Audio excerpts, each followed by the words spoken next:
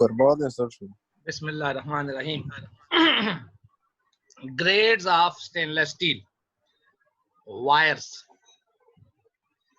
So, amazingly, you can see three grades: soft, half hard, and hard. Isn't it amazing thing that half hard? But these are specifications.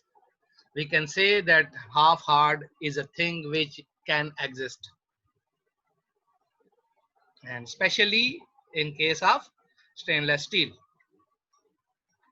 Choice depend on the amount of bending to be carried out. Why amount of bending? Due to the जी किस लिए amount of bending हम किस लिए करते हैं? Bending क्यों करते हैं हम? सर डक्टिलिटी चेक करने के लिए। नहीं, डक्टिलिटी चेक करने के लिए नहीं, हम उसको वर्क जिसको कहते हैं ना, क्या कहते हैं, कोल्ड वर्किंग करने के लिए, या work hard working cold working करने के लिए, ताकि उसके अंदर हार्डनेस पैदा हो जाए। ठीक है ना जी। तो सॉफ्ट को हम हाफ हार्ड से हार्ड पे खुद भी लेके जा सकते हैं। ठीक है। ये लारैब खान भी कोई है हमारे साथ है कि नहीं? जी, ये लारैब खान हमारे साथ? यस सर है। अच्छा जी सर। एक तो आप लोगों का पता नहीं चलता रोजाना के हिसाब से आप। अच्छा जी, annealing already described.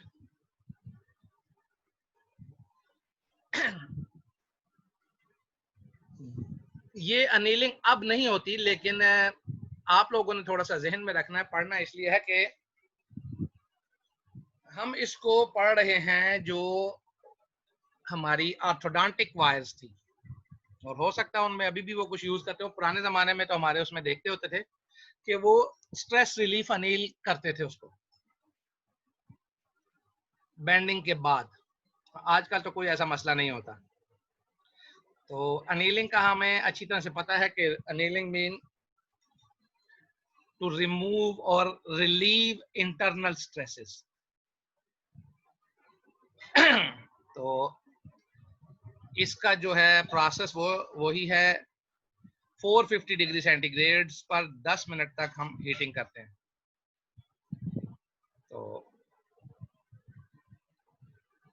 Stabilised stainless steel wires के ऊपर ही अनेलिंग की जाती है, दूसरियों पे नहीं की जाती। ठीक है। स्टेबलाइज क्यों की जाती है? क्योंकि उसके अंदर थोड़ी बहुत टाइटेनियम पड़ी हुई होती है, और already it has been described that if we do annealing or give heat to unstabilized wires, they will become brittle during annealing, and the main cause is the reaction between chromium and carbon. Solder or weld, already described previously, that joining of two pieces of metal to broken pieces of metal through soldering material is called as soldering, while welding is joining of two metal parts at high temperature. Silver solders normally used, and they contain silver and copper and other small quantities of other elements of lower fusion temperature to reduce the fusion temperature. और lower fusion temperature के जो material होंगे वो कौन से होंगे जी? आप मुझे सारे लोग आज सोए हुए लग रहे हैं, बहुत जल्दी मेरा क्लास हो गई जी। सिल्वर और कॉपर हैं? सिल्वर और कॉपर तो बेटा स्लो फ्यूजन नहीं है जी। लो फ्यूजन टेम्परेचर जो है वो बहुत थोड़ा सा, इंडियम हो गई, और कौन सी हो गई? पीछे हम ये सारा यही पढ़ते आए हैं। बेरिलियम नहीं, बेरिलियम बेरिलियम तो कभी सोल्डर में आ ही नहीं सकती है, वो तो इतनी हार्ड होती है कि आप सोच भी नहीं सकते।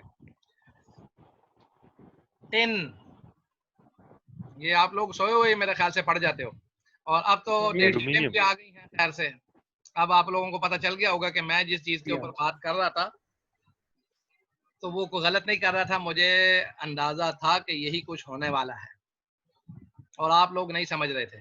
आप समझ रहे थे कि शायद हम ये पहला साल जो है को 3-4 साल में पढ़ेंगे। अच्छा जी, during soldering not to overheat the wires. क्यों ओवरहीट होगी? तो फिर वही रिक्रिस्टलाइजेशन और वही सारा ग्रेन स्ट्रक्चर जो है अल्टर हो जाएगी। ठीक है जी, जिसकी वजह से हमारी स्प्रिंगीनेस या स्प्रिंजीनेस जो है वो हमारी क्या होगी? कंप्रोमाइज हो जाएगी। अच्छा जी, नाउ वेल डिके, ये हमारे उसमें एक क्वेश्चन भी किया जाता है वाइवा में कि व्हाट इज वेल्ड डिके। वैसे भी आ सकता है आपके उसमें। ओवर हीटिंग जब होगी हमारी तो कार्बाइड बनेंगे। कार्बाइड कार्बाइड कहाँ से बनेंगे? वो हमारी ऑक्सी एसिटाइलिन जो है गैस हम यूज कर रहे हैं वहां से, या अगर उसके अंदर कुछ कार्बन पड़ा हुआ है तो वहां पे कार्बाइड बन जाएंगे।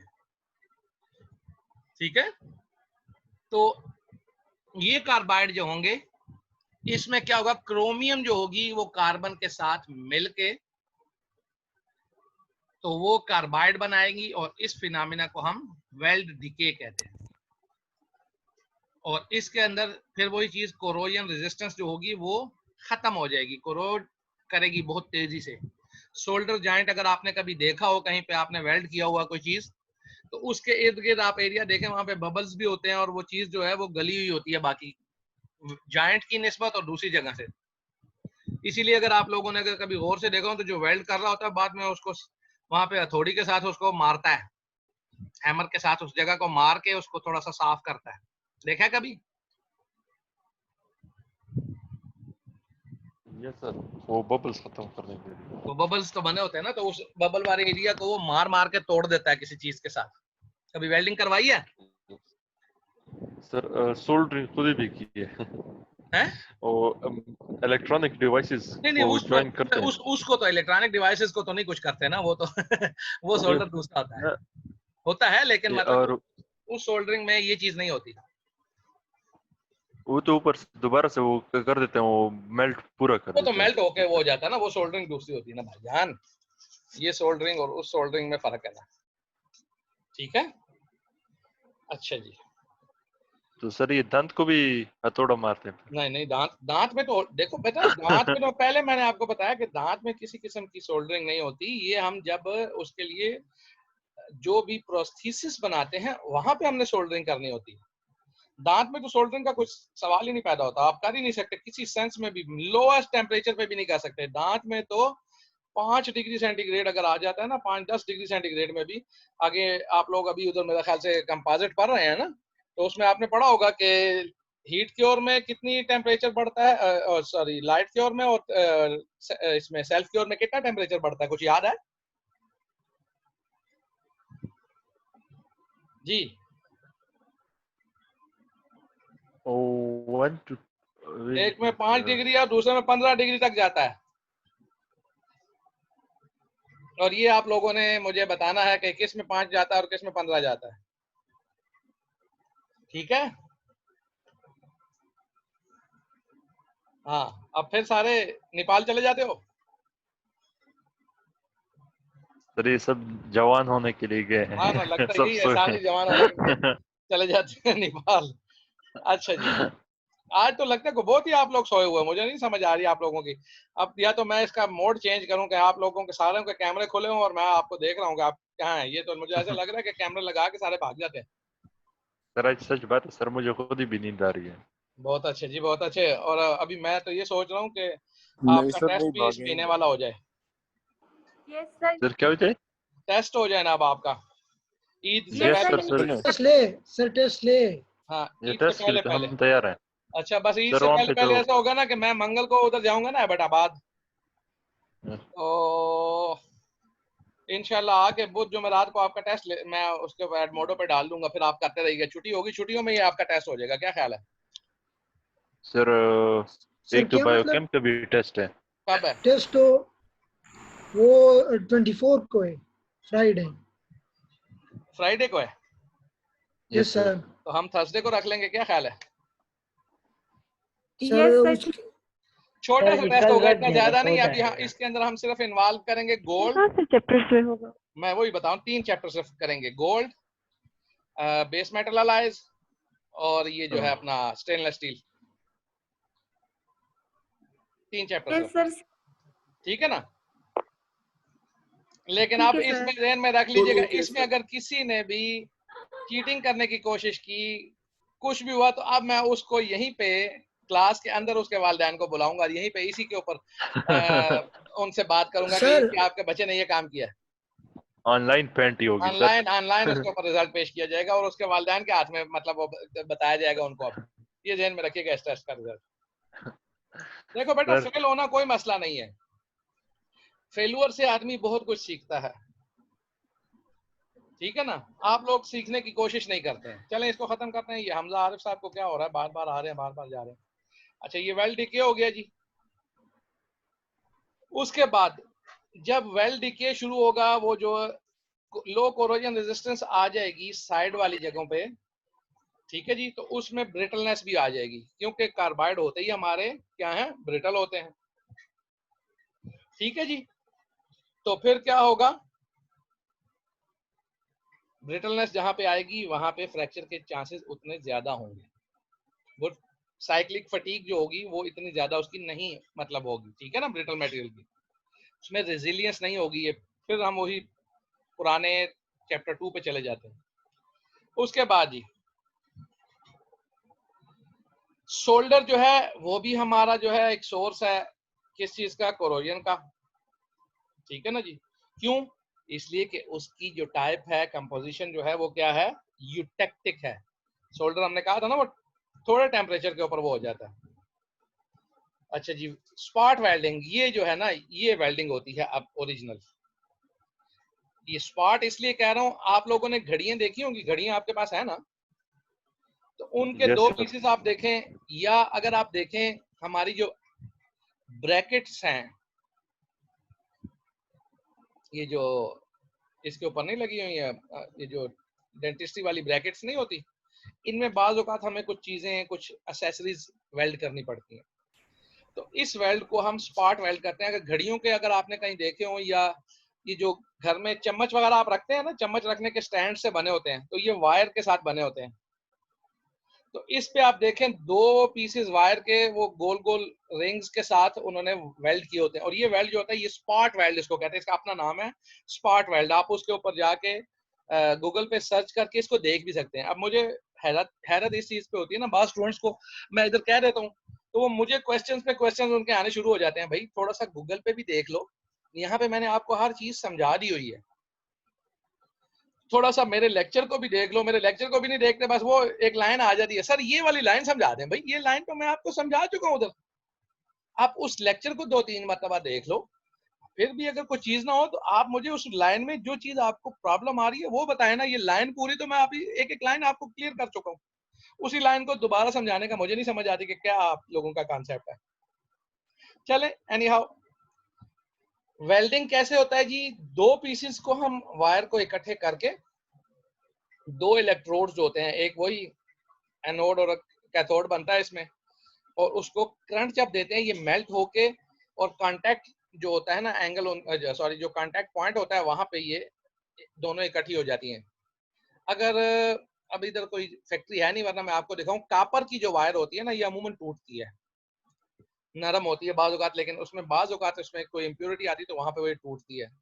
तो उस कापर वायर को दोनों इस तरीके से वायर्स को यूं हम रख के, तो एक एनोड और एक कैथोड, मतलब एक पे नेगेटिव एक पे पॉजिटिव चार्ज लगा के, तो उसको हम जो ही करंट देते हैं, उसका एक बटन होता है, तो ये स्पॉट वेल्डिंग उसकी भी, तो वो एकदम से यूं एक दूसरे के साथ अंदर होके वो वेल्ड हो जाती है फौरन, और ऐसा जबरदस्त वेल्ड होता है कि वो वेल्ड जो है वो वायर पहचानी भी नहीं जाती कि यहाँ से वेल्ड हुई है।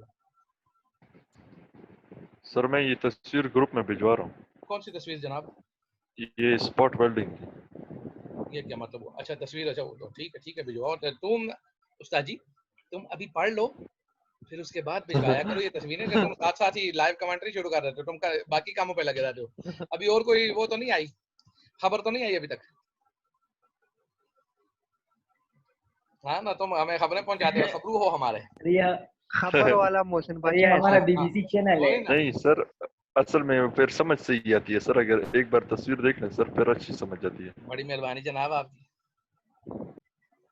तो अच्छा जी, फंक्शन क्या है जी? टेम्परेचर राइज डेल्टा टी जिसको कहते हैं एट जॉइंट, ठीक है जी। जब उसको किया जाता है तो वही alpha L square R T, L is the current, ठीक है जी। आर जो है इलेक्ट्रिकल रेजिस्टेंस है जो दोनों वायर्स के अंदर दी जाएगी, और टी टाइम है। ये सादा सी मिसाल है। अब सुटेबिलिटी वेल्डिंग की जो है वो क्या है? पहले ही मैंने आपको बताया कि टेम्परेचर जो होगा वो वेरी हाई होगा वेल्डिंग के लिए। अच्छा एक और चीज भी ध्यान में रखिएगा, सब्सिक्वेंट हम अब इसके बाद दूसरे लिंक से आएंगे, फिर तीसरे, फिर चौथे से। तो 20 मिनट का आप लोगों का अगर हो तो वो तीसरे के बाद आप लोग उसका वो कर सकते हैं अगर आपका दिल करे, नहीं तो कंटिन्यूस हम चलेंगे। अच्छा जी, तो हाई टेम्परेचर जो है वो हमारी वेल्डिंग के लिए सफिशिएंट होगा,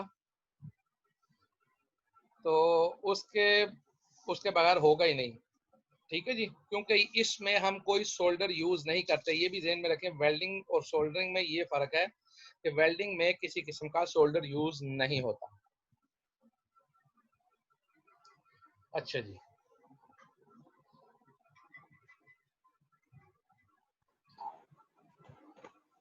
क्यों? वो इसलिए कि अगर हम हाई इलेक्ट्रिक रेजिस्टेंस ये हमें देंगे तो उसके साथ इलेक्ट्रिकल रेजिस्टेंस जब भी ज्यादा होती है तो क्या होता है, अगर आपने कभी देखा हो रेजिस्टेंस कहीं लगी हो वो वायर सी तो वो रेड हो जाती है उससे जब गुजरता है। ये हमारा जो इलेक्ट्रिकल रेजिस्टेंस की कॉमन तरीन जो हम एग्जांपल दे सकते हैं वो हमारा हीटर है। हीटर में नाइक्रोम वायर होती है और उसके दोनों एंड्स के ऊपर एक पे पॉजिटिव एक पे नेगेटिव करंट दिया जाता है। जिस वक्त वो उसके अंदर से पास होता है तो क्या होता है, वो रेजिस्ट करती वो है, सुर्ख होता है। और सुर्ख रेजिस्टेंस के बाद वो टेम्परेचर राइज होना शुरू हो जाता है, ठीक है जी। अब गोल्ड की वायर्स को हम अगर वो करना चाहें, क्या इसको कहते हैं, वेल्ड करना चाहें, तो वो कहते हैं कि ये सूटेबल टेक्निक नहीं है, क्योंकि गोल्ड जो है वो बहुत ज्यादा डक्टाइल होता है, ठीक है जी। इलेक्ट्रिक करंट और टाइम जो होता है वो कंट्रोल्ड होता है, ठीक है जी।